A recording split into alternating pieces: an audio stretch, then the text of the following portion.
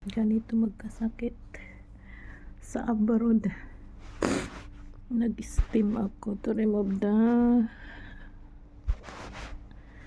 lagnat. Steam ako tubig at saka Vicks na may alcohol. Hindi na okay. Dito sa abroad, pag magkasakit ka, sarili mo lang kakampi mo. Walang iba. Wala kang mahingi ang tulong.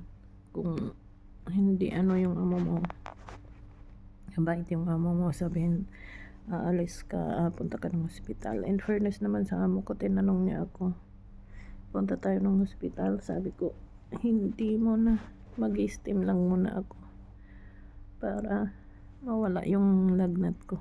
Grabe, mulang mukha ako sa lagnat. Tapos yung tubig sa kamay ko sa mukha ko. Sabi niya, pag di ka ma-okay mamaya, punta tayo hospital.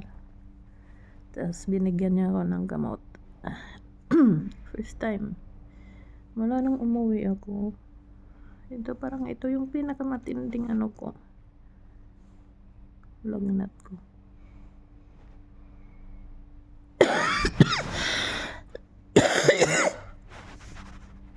Pero okay na okay ako. Na-steam ko na yung sarili ko. Parang okay na yung pakiramdam ko.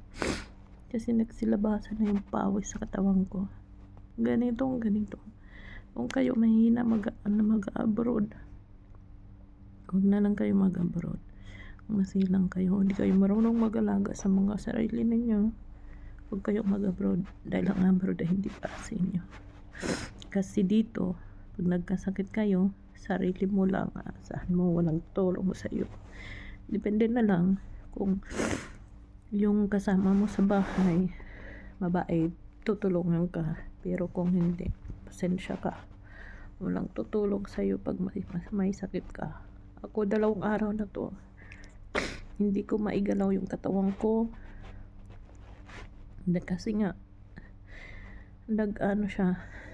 nag-shake yung mga laman ko. Yung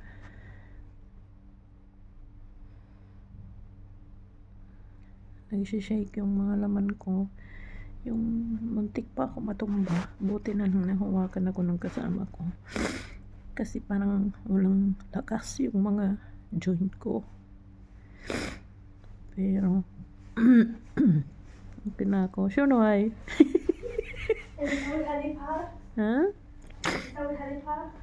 ليش ما روتي فوق هذا سلايس هون فوق بعدين انا جيت اشيل روتي علي ما تلقون بقى.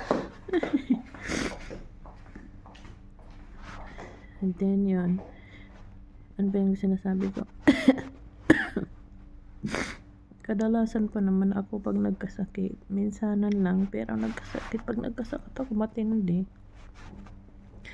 Yan ang ko, pag nagkakasakit ako talaga, yan yung iniiwasan ko na magkaubo ako, magkasipon, kasi talagang bagsak ako dyan. Sorry.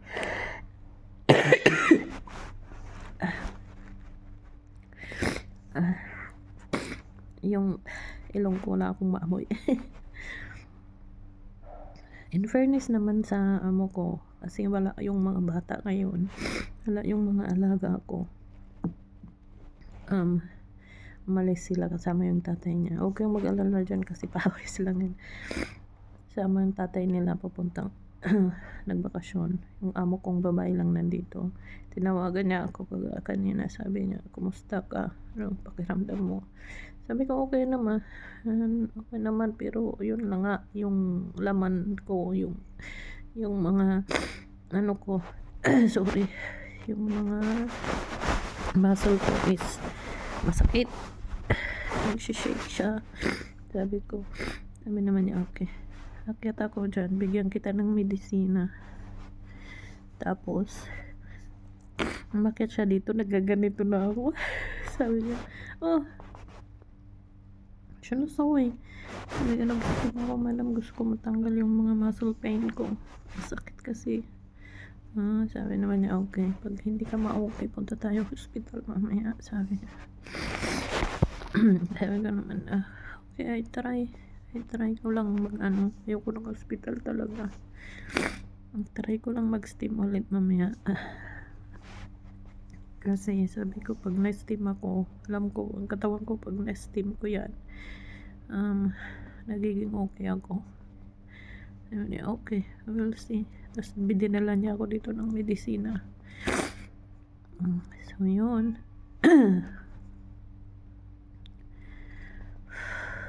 Yun nga guys. Yun nga, sa mga balak mag-abroad dyan, wag kayong mag-abroad kung hindi malakas ang loob nyo, kung hindi nyo kayang alagaan yung mga sarili ninyo. Kasi dito walang kamag-anak, walang kapatid, sarili mo lang titingnan sa'yo, walang iba, sarili mo lang,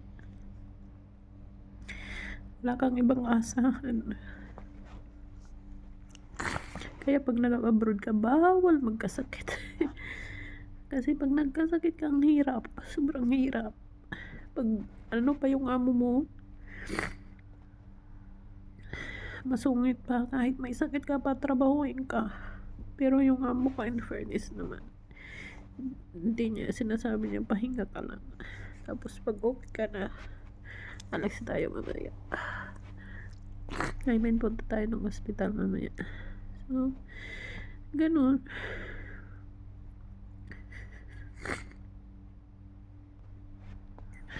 Parang akong umiiyak, pero yung boses ko talaga, yung ilong ko punong-puno. Yung mata ko pulang-pula, yung mukha ko pulang-pula dahil sa kakaubot sipon ko. Yung tubig sa katawan ko, grabe. Nihirap. Pero okay naman, kaya ko naman. Ganito lang ginagawa ko.